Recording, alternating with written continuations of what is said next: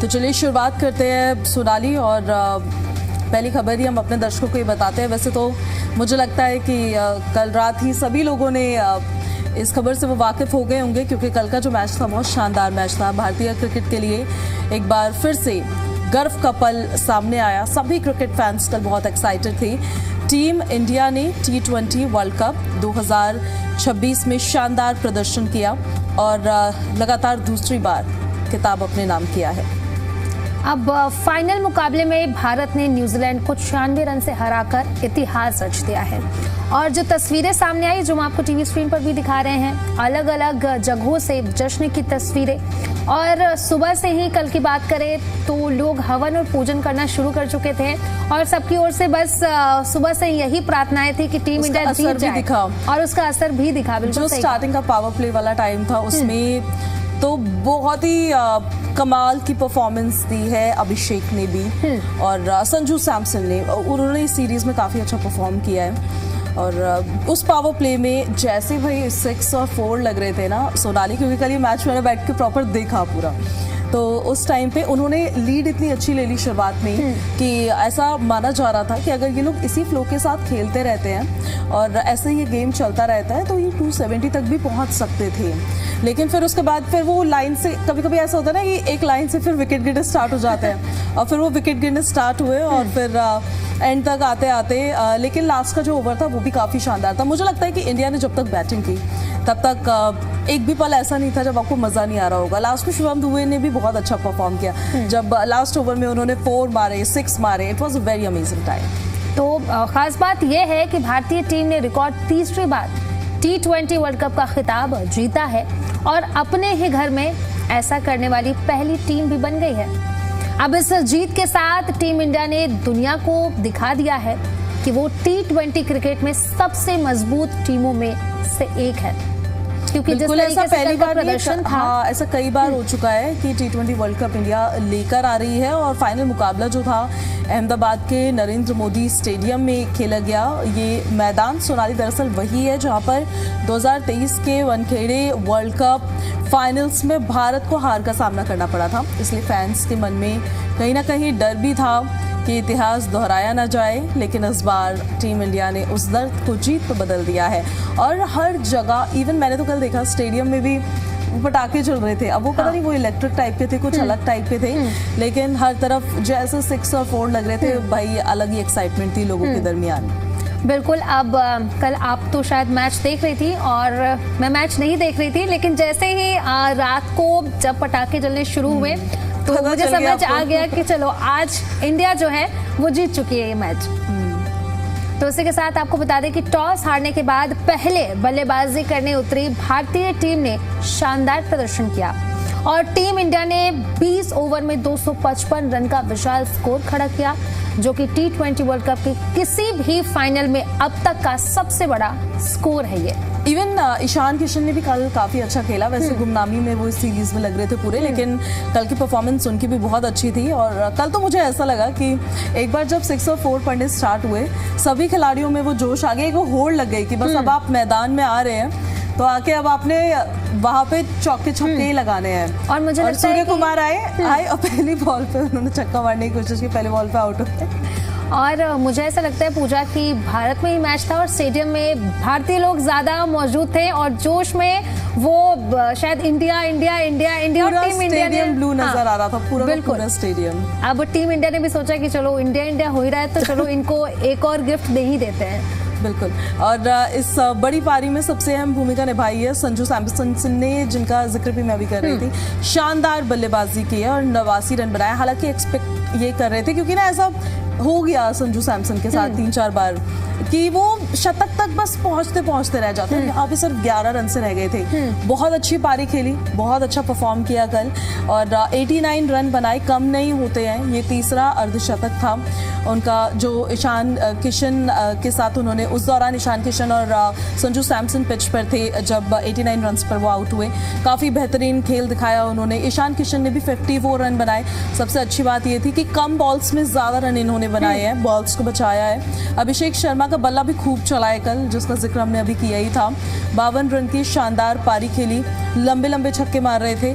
आखिर में शिवम दुबे ने सिर्फ 8 गेंदों में 26 रन बनाए और टीम का स्कोर जो था वो 255 तक पहुंचा दिया था। जब शिवम दुबे आए थे पिच पे तो उस दौरान बहुत ज़्यादा एक्सपेक्टेड ये नहीं था कि इतना बेहतरीन परफॉर्म करेंगे वो, लेकिन भाई जो उन्होंने भी काफ़ी लंबे छक्के मारे हैं, काफ़ी फोर्स मारे और उसके चलते ये स्कोर खड़ा करा और 250 का आंकड़ा पूरा पार कर लिया। न्यूजीलैंड की ओर से फिर जेम्स नीशम ने सबसे ज़्यादा 3 विकेट लिए, लेकिन भारतीय बल्लेबाजों के सामने भाई उनकी गेंदबाजी आक्रमण रूप से ज़्यादा दिख नहीं सके। कल तो मुझे ऐसा लग रहा था न्यूजीलैंड के जितने बॉलर्स थे उनकी सारी बॉलें पिट रही थी। बिल्कुल, और जिस तरीके का प्रदर्शन इंडिया की तरफ से किया गया है और साथ ही साथ मुझे लगता है कि फैंस को देख करके वो एक होता है ना कि फैंस और पूरे इंडिया में प्रार्थनाएं चल रही हैं सुबह से ही, हवन और पूजन। अब एक प्रेशर तो होता ही है टीम इंडिया पे, एक प्रेशर तो होगा ही होगा, हाँ, कि अब जीतना तो है ही है, क्योंकि क्रिकेट जो है, अगर हम इंडिया की बात करें पूजा, तो लोग यहाँ पर एक त्योहार की तरह मनाते हैं। अब इस त्योहार में अगर जीत ना मिले तो फिर इंडिया को बैकलिश जो है उसका तो सामना पहले भी ऐसा हुआ है कि अगर टीम इंडिया हारी है, अगर हार गई है, तो फिर जिस तरीके की ट्रोलिंग टीम इंडिया की होती है सोशल मीडिया पे, वो तो आप इमेजिन भी नहीं कर सकते हैं। बिल्कुल, 256 रन के बड़े लक्ष्य का पीछा करने के लिए न्यूजीलैंड की टीम मैदान में उतरी थी, लेकिन उनकी शुरुआत ही खराब हो गई थी। भारतीय गेंदबाजों ने शुरुआत से दबाव बनाना शुरू कर दिया था। अक्षर पटेल, जसप्रीत बुमराह ने मिलकर न्यूजीलैंड के टॉप ऑर्डर को पूरी तरह से हिला दिया था। और वही होता है ना कि जब आपकी शुरुआत अच्छी नहीं होती है तो पहले ही आप पे प्रेशर बिल्ड हो जाता है, फिर आप और दबाव में खेलते हो, उतना खुल के नहीं खेल पाते। लेकिन कल जो हमारे प्लेयर्स थे भाई, उनको देख के तो ऐसे लग रहा था कि वो एकदम खुल के खेल रहे हैं, उनको ना कोई प्रेशर है ना कोई टेंशन है। आज उनको पता है कि वो फिनाले में है और उनको ये ट्रॉफी यहीं रखनी है, यहाँ देश से बाहर नहीं जानी चाहिए ये। अक्षर पटेल ने शानदार गेंदबाजी की, 3 विकेट लिए, जबकि जसप्रीत बुमराह ने घातक प्रदर्शन करते हुए 4 विकेट झटके। न्यूजीलैंड की आधी टीम सिर्फ 72 रनों पर ही पवेलियन में वापस लौट गई और यहीं से मैच लगभग भारत के पक्ष में चलना शुरू हो गया। आखिरकार न्यूजीलैंड की पूरी टीम 159 रन पर ऑल आउट हो गई और टीम इंडिया ने 96 रन से ऐतिहासिक जीत दर्ज कर ली। अगर पूरे टूर्नामेंट की बात करें अगर पूजा, तो टीम इंडिया का सफर जो रहा वो काफी शानदार रहा। ग्रुप स्टेज में भारत ने अमेरिका, नामीबिया, पाकिस्तान और नीदरलैंड को हराकर शानदार शुरुआत की और सुपर 8 में साउथ अफ्रीका से हार जरूर मिली, लेकिन उसके बाद टीम ने शानदार वापसी करते हुए जिम्बाब्वे को हरा करके और वो फाइनल में पहुंच गए। फाइनल में भी टीम इंडिया ने न्यूजीलैंड को हराकर यह खिताब अपने नाम कर लिया। चलिए, ये तो रही कल के मैच की बात और अब हम आपको बता देते हैं आज के मौसम का हाल किस तरह का रहने वाला है। मार्च का महीना आमतौर पर हल्की गर्मी और सुहावने मौसम के लिए जाना जाता था, अब नहीं जाना जा रहा, लेकिन इस बार मार्च की जो शुरुआत की शुरुआत ने दिल्ली के लोगों को तेज गर्मी का एहसास करा दिया। अब दोपहर के समय घर से बाहर निकलते ही तेज धूप और इसी के साथ साथ गर्म हवाओं की चुभन महसूस होने लगती है। राजधानी दिल्ली में इस साल मार्च के पहले हफ्ते में गर्मी ने पिछले 50 साल का रिकॉर्ड तोड़ दिया है। अब सोचिए, पिछले 50 साल का रिकॉर्ड। दिल्ली के रिज इलाके में जो अधिकतम तापमान है वो 38.9 डिग्री सेल्सियस तक पहुंच गया है। यानी कि सोचिए, अगर मार्च में ये हाल है तो आने वाले दिनों में, और लगातार हम 2-3 दिनों से उस पर बात भी कर रहे हैं कि आने वाले दिनों में क्या होगा, कितनी गर्मी होगी आने वाले दिनों में, लोग कितने परेशान होंगे। बिल्कुल, ये सामान्य तापमान से देखिए करीब 9.5 डिग्री सेल्सियस ज्यादा है, जो कि मौसम से के लिहाज से काफी असामान्य माना जाता है। अगर शनिवार की बात करें तो उस दिन दिल्ली का जो अधिकतम तापमान था वो 35.7 डिग्री सेल्सियस दर्ज किया गया और मौसम विभाग के आंकड़ों के अनुसार मार्च के पहले सप्ताह में पिछले 50 सालों में तापमान कभी भी इतना ज्यादा नहीं पहुंचा है। इसी वजह से शनिवार का दिन मार्च के पहले हफ्ते का सबसे ज्यादा गर्म दिन बन गया। पुराने रिकॉर्ड्स पर अगर नजर डालें तो साल 1999 में 5 मार्च को अधिकतम तापमान 34.8 डिग्री सेल्सियस दर्ज किया गया था, लेकिन इस साल मार्च की शुरुआत में ही तापमान ने उस रिकॉर्ड को भी पीछे छोड़ दिया। वहीं अगर हाल के वर्षों की अगर हम बात कर लें तो 2016 में 4 मार्च को तापमान 33.6 डिग्री सेल्सियस तक पहुंच गया था, जिसे उस समय काफी ज्यादा गर्म माना गया था। लेकिन इस बार मार्च की शुरुआत में ही गर्मी ने पुराने सारे रिकॉर्ड तोड़ दिए हैं।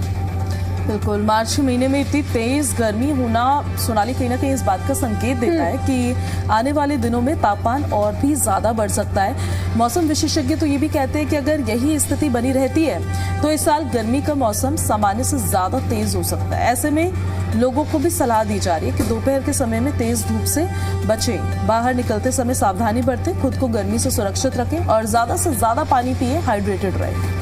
बिल्कुल, अब आगे ये देखना होगा कि आने वाले दिनों में मौसम का मिजाज क्या रहता है, क्या गर्मी आगे भी नए रिकॉर्ड बनाती है, क्योंकि मुझे तो लग रहा है कि आने वाले दिनों में और कई नए नए रिकॉर्ड बनेंगे, क्योंकि अगर मार्च में ही पिछले 50 सालों का रिकॉर्ड टूट गया है तो मुझे लगता है कि आने वाले दिनों में तो ये वाजिब सी बात है कि और भी ज़्यादा गर्मी होगी, लोगों की परेशानी और ज़्यादा बढ़ेगी।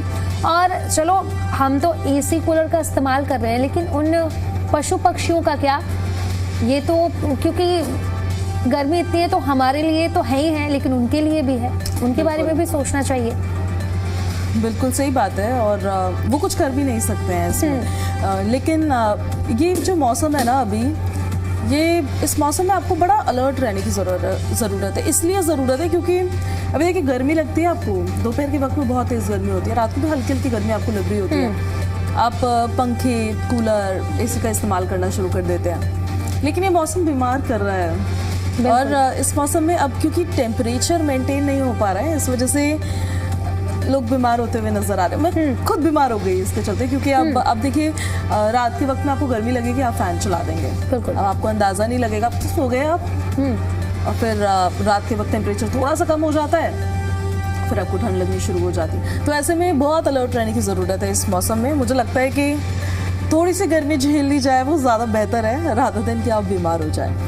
बिल्कुल, क्योंकि जब सर्दियों की शुरुआत में हम देखते हैं, और जब जाती हुई जो सर्दी होती है, हालांकि अब तो जा ही चुकी है, लेकिन जब गर्मियां शुरू होती हैं तो ऐसे में जब हम जा चुकी, सर्दी में भी बीमार हुई हूँ मैं। बिल्कुल, और अभी आज के टाइम की अगर हम बात करें तो अगर आप धूप से जाते हैं, AC ऑन करते हैं या फिर फैन ऑन करते हैं, या फ्रिज का पानी जब आप स्टार्टिंग में पीना शुरू करते हैं, तो ऐसे में बीमार पड़ने का जो खतरा होता है वो ज़्यादा होता है, क्योंकि मौसम बदल रहा होता है और हम उस टेम्परेचर को, हमारी बॉडी जो है वो अडॉप्ट करने में टाइम लगाती है। अब ऐसे में हम स्टार्टिंग में ही पानी और फैन और AC शुरू कर देंगे, राहत चाहिए होती है ना, हाँ, वेट नहीं किया जाता, लेकिन उसकी वजह से ज़्यादा बीमार हो जाते हैं, उसकी वजह से हम बीमार हो जाते हैं। और कई बार ऐसा होता है कि हम धूप से आ रहे हैं, क्योंकि दोपहर के वक्त आजकल बहुत ज़्यादा गर्मी हो रही है, हम धूप से ऑफिस में आ रहे हैं या घर जा रहे हैं और तुरंत हम AC में जा रहे हैं, ऐसे में होता ये है कि हम बीमार हो जाते हैं, क्योंकि हमारी बॉडी जो है टाइम लगाती है उस चीज़ को अडॉप्ट करने में, उस टेम्परेचर को अडॉप्ट करने में। तो इसलिए बहुत ध्यान देने की जरूरत है। तो मौसम की बात रही, अब आगे बढ़ते हैं हम। और कल प्रधानमंत्री नरेंद्र मोदी ने एक सौगात दी थी, उसके बारे में कल तो हमने आपको बताया ही, लेकिन क्योंकि ये दिल्ली वाला रेडियो टीवी है और इसमें दिल्ली से जुड़ी जो आपकी राहत की खबरें हैं वो आप तक पहुंचनी बेहद जरूरी है, तो एक बार फिर से हम आपको बताएंगे। राजधानी दिल्ली में मेट्रो नेटवर्क का एक्सपेंशन हुआ है, यानी विस्तार हुआ है, और दिल्ली और NCR के बीच कनेक्टिविटी इससे और ज्यादा मजबूत हो रही है।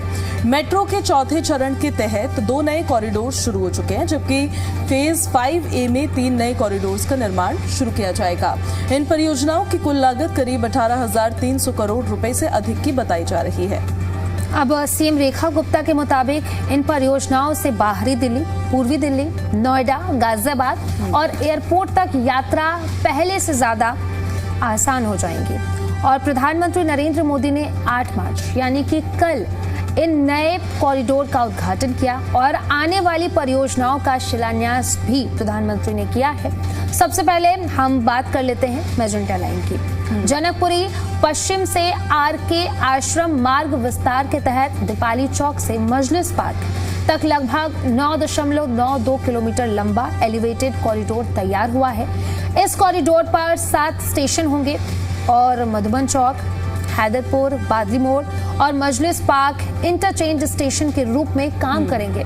और इससे जो पीतमपुरा है, प्रशांत विहार है, भलसवा जैसे इलाकों से सेंट्रल दिल्ली पहुंचना काफी आसान हो पहले जाएगा। काफी इश्यूज होते थे लोगों को, लेकिन अब आपको काफी राहत मिलेगी इससे। तो वहीं देखिए, जो पिंक लाइन पर मजलिस पार्क से मौजपुर तक की मेट्रो जाती है, वो 12.31 किलोमीटर लंबा कॉरिडोर तैयार किया गया है और इसके शुरू होते ही पिंक लाइन देश की पहली रिंग मेट्रो लाइन बन गई है, जो कि दिल्ली के कई हिस्सों को सर्कुलर नेटवर्क से जोड़ने वाली है। इससे उत्तर पूर्वी और पूर्वी दिल्ली के साथ साथ नोएडा और गाजियाबाद से आने वाले यात्रियों को भी काफी ज्यादा राहत मिलने वाली है। इसके अलावा एक गोल्डन लाइन भी है। इसके तहत 2 नए कॉरिडोर्स बनाए जाएंगे। इनमें एरो सिटी से एयरपोर्ट टर्मिनल 1 और तुगलकाबाद से कालिंदी कुंज तक मेट्रो कनेक्टिविटी मजबूत होगी। अब इससे एयरपोर्ट के तीनों टर्मिनल और दक्षिण पूर्वी दिल्ली के कई इलाके सीधे मेट्रो नेटवर्क से जुड़ जाएंगे।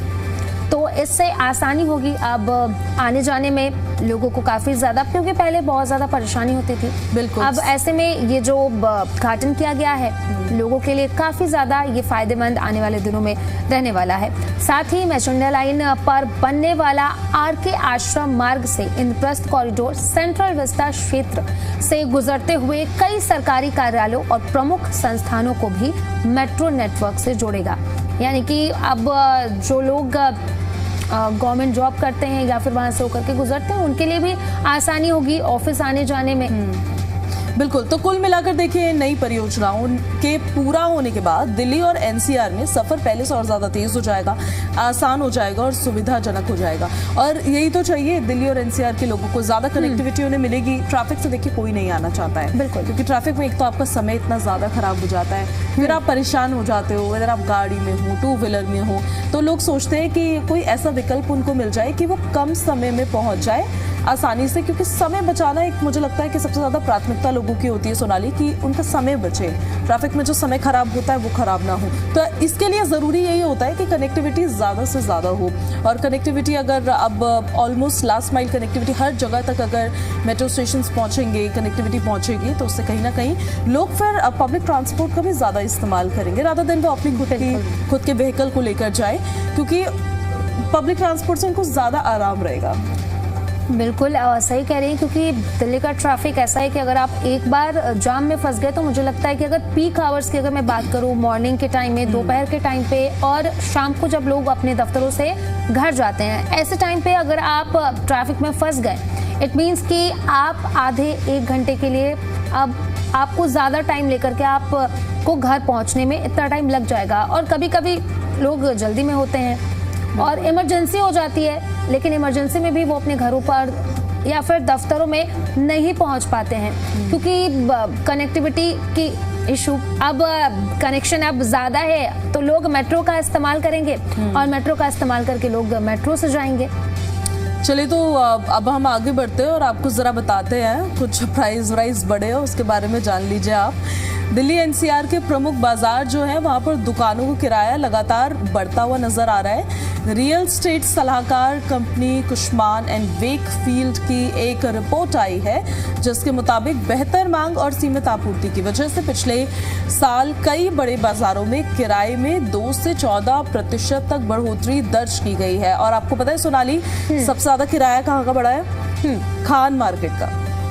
तो खान मार्केट जो भारत का सबसे महंगा रिटेल बाजार बना हुआ है, साल 2025 की अक्टूबर दिसंबर तिमाही में यहाँ दुकानों का किराया बढ़कर 1700 से 1800 रुपए प्रति वर्ग फुट तक पहुंच गया, जो सालाना आधार पर करीब 8% अधिक है। तो वहीं अगर हम बात कर ले कनॉट प्लेस की, तो इनर सर्कल में किराया करीब 4% बढ़कर 1150 से लेकर के 1250 रुपए प्रति वर्ग फुट हो गया। यानी कि दिल्ली के अन्य प्रमुख बाजारों की अगर बात करें तो साउथ एक्सटेंशन मार्केट में किराया करीब 3% बढ़ा, जबकि कमला नगर मार्केट में 11% की तेज बढ़ोतरी दर्ज की गई। तो वे देखिए एनसीआर के बाज़ारों को भी बता देते हैं आपको, वहाँ पे भी ऐसे ही कुछ रुझान देखने को मिले हैं। जो एनसीआर के बाज़ार है, जैसे जो गलेरिया मार्केट है, वहाँ पर सबसे ज़्यादा 14% की बढ़ोतरी हुई है, जबकि जो सेक्टर 18 मार्केट है वहाँ पर किराया 8% तक बढ़ गया है। अभी जो रिपोर्ट आई है उसके मुताबिक साल 2025 में दिल्ली एनसीआर में करीब 22 लाख वर्ग फुट रिटेल स्पेस लीज पर लिया गया था, जो कि 2019 के बाद का सबसे ऊंचा स्तर है। विशेषज्ञों का कहना यह है कि प्रमुख बाजारों में बढ़ती मांग और सीमित जगह के कारण आने वाले समय में किराए में और ज्यादा बढ़ोतरी देखी जा सकती है। तो ये किराया बढ़ा है और सबसे ज्यादा किराया जो है वो खान मार्केट का बढ़ा है, जो हम आपको बता रहे हैं। वैसे अलग अलग मार्केट में कितना फीसदी बढ़ा है वो भी आपको दिखा रहे हैं, बट खान मार्केट वैसे भी काफी एक्सपेंसिव मार्केट। आप खान मार्केट गए, आपने विजिट किया है खान मार्केट? अभी तक तो नहीं। खान मार्केट में यूजुअली कैफेटेरियाज वगैरह है, शॉपिंग के लिए भी चले जाते हैं लोग वहाँ पे, लेकिन बहुत ही एक्सपेंसिव है वो। ऐसा माना जाता है कि दिल्ली के जो अमीर होते हैं वो वहाँ पर जाते हैं। तो it is already expensive market, और वहाँ पर जो अब दुकानों का किराया वो और ज़्यादा बढ़ गया। तो मुझे लगता है कि वहाँ पर जितनी महंगी चीज़ें पहले मिलती थी अब उससे ज़्यादा और महंगी मिलने वाली है। बिल्कुल। अब जो लोग खान मार्केट जाते हैं, और कभी कभी ऐसा होता है कि जिस मार्केट में आप जाते हो उस मार्केट में आप अक्सर जाते हो, अब जब प्राइस हाइक होती है तो फिर आप सोचते हो कि अरे ये कैसे हो गया। तो उसकी वजह है क्योंकि जो रिपोर्ट सामने आई है उसके हिसाब से तो जब किराया बढ़ेगा तो वाजिब सी बात है जो दुकानदार हैं वो कहीं से तो अपना प्रॉफिट निकालेगा। बिल्कुल। अब ऐसे में आने वाले दिनों में अगर खान मार्केट में आप विजिट कर रहे हैं तो आप इस बात का जरूर ध्यान रखें कि जो सामान आपको पहले 50 में मिलता था वो 80-90 में ना मिल जाए, ऐसा ना हो जाए। बिल्कुल बढ़ सकता है वो। और तो सबसे ज़्यादा खान मार्केट के ही प्राइसेस बढ़े हैं, रिटेल प्राइसेस हम आपको बता रहे हैं, और अब खान मार्केट सबसे ज़्यादा महंगा हो गया है। दिल्ली एनसीआर में बाज़ारों में किराए से बढ़ा है। अब हम फटाफट से पेट्रोल डीजल के दाम भी बता देते हैं अपने दर्शकों को, उसके बाद सोने चांदी के दाम बताएंगे। पेट्रोल डीजल के दाम देख लीजिए पहले दिल्ली में आज कितने हैं। दिल्ली में पेट्रोल के दाम है 94.77 पर लीटर, डीजल के दाम है 87.67 पर लीटर, और सीएनजी के दाम 77.09 पर किलोग्राम। अगर नोएडा की बात करें तो पेट्रोल की कीमत है 94.74 पर लीटर के हिसाब से। डीजल की कीमत की बात करें तो 88.19 प्रति लीटर, और सीएनजी की बात करें तो 85.70 प्रति किलोग्राम है। वहीं गुरुग्राम से बात करें तो पेट्रोल की कीमत है 95.65 प्रति लीटर, डीजल की कीमत की अगर बात करें तो ये है 87.60 प्रति लीटर के हिसाब से, और सीएनजी की कीमत की बात करें तो 82.12 प्रति किलोग्राम के हिसाब से है। तो ये पेट्रोल डीजल के दाम है और सीएनजी के दाम है जो दिल्ली और एनसीआर के रीजन जैसे नोएडा गुरुग्राम में कितने का आपको पेट्रोल मिलेगा, कितना आपको डीजल मिलेगा, कितना सीएनजी मिलेगा, वो हम आपको दिखा रहे हैं। तो आपके शहर के ये ताज़ा भाव है। हालांकि बहुत ज़्यादा डिफरेंसेस में नज़र नहीं आता है, फ्लक्चुएशन नज़र नहीं आती है सोनाली, लेकिन एक्सपेक्टेशंस वही है कि कम हो जाए। फ्लक्चुएशन में बढ़े तो ना, लेकिन कम हो जाए, पर कम भी नहीं हो रहा है। पर मुझे नहीं लगता कि अब आने वाले दिनों में कम होने वाले हैं दाम। हो सकता है कि बढ़ भी सकते हैं, क्योंकि ऑप्टिमिस्टिक सोच है आपकी। ऑप्टिमिस्टिक नहीं, क्योंकि जिस तरीके से मिडिल ईस्ट में हम तनाव देख रहे हैं, और स्ट्रीट ऑफ होर्मुज जहाँ से भारत जो है वो तेल भारत के लिए आता था वो बंद कर दिया गया है। ऐसे में भारत जो है वो रूस से तेल मंगा तो रहा है, लेकिन फिर आने वाले दिनों में मुझे लगता है कि जब ये स्टॉक खत्म हो जाएगा तो आने वाले दिनों में भारत को बहुत ज़्यादा परेशानी होगी। अब ऐसे में हो सकता है कि आने वाले दिनों में जो दाम है वो और बढ़ सकते हैं। क्या हम एक्सपेक्ट कर सकते हैं कि सेंचुरी पार कर जाएंगे पेट्रोल डीजल के दाम? चलिए, तो ये देखेंगे हम पेट्रोल डीजल के दाम कैसे रहते हैं। सोने चांदी के दाम बता देते फटाफट आपको, जिसकी चमक जितनी तेज़ी से बढ़ती है उतनी ही तेज़ी से इसके प्राइजेस भी बढ़ते हैं और कभी कम हो जाते हैं। चांदी और सोने के जो भाव हैं वो हम आपको थोड़ा सा बता देते हैं, ऊपर नीचे रहते हैं। आज सोने का भाव है दिल्ली में 24 कैरेट सोने का दाम है 1,63,790 रुपये प्रति 10 ग्राम, और चांदी का जो भाव है वो है 2,84,900 रुपये। तो लगातार हम आपको गोल्ड और सिल्वर के प्राइसेस बता रहे हैं। अगर आप लेना चाहते हैं तो ले सकते हैं, हालांकि इंतज़ार कर सकते हैं, क्योंकि मैं भी काफ़ी लंबे समय से इंतज़ार कर रही हूँ कि प्राइसेस थोड़े कम हो, उसके बाद जा कर के मैं लूँ। पर आपके इंतज़ार में प्राइसेस बढ़ ही रहे हैं, बस कम होते हुए नज़र नहीं आ रहे हैं। एज सच सोने और चांदी के दामों में देखिए कभी गिरावट तो कभी उछाल देखने को मिलता है, और ये सबसे ज़्यादा असर स्पेशली उनकी जेब पे पड़ता है जो लोग एक तो इन पे इन्वेस्ट कर रहे हैं। हाँ। दूसरा ये जिनकी शादियां हो रही है इस टाइम पे, उनको बड़ा महंगा सोना पड़ रहा है। बिल्कुल। अब मुझे लगता है कि आने वाले दिनों में प्राइजेस कम तो नहीं होंगे, क्योंकि जिस तरीके से मिडिल ईस्ट के हालात हैं। फिर दिखाया आपने अपना ऑप्टिमिज्म। चलिए, तो ये देखते हैं आपके क्या प्राइजेस रहते हैं।